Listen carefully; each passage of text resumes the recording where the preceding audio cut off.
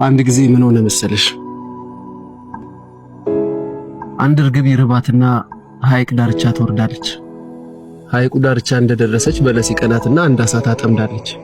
አሳውን ልትበላው አፏ ጋር ስታደርሰው ያሳዝናትና መልሳ ወደ ባህሩ ትመልሰዋለች።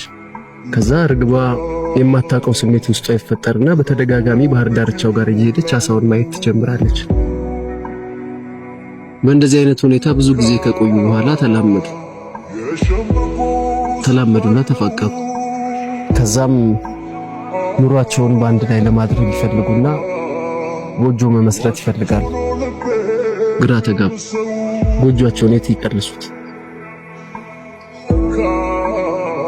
አሳው ከባህር ከወጣ ይሞታል። እርግቧ ደግሞ ውሃ ውስጥ መኖር አትችልም።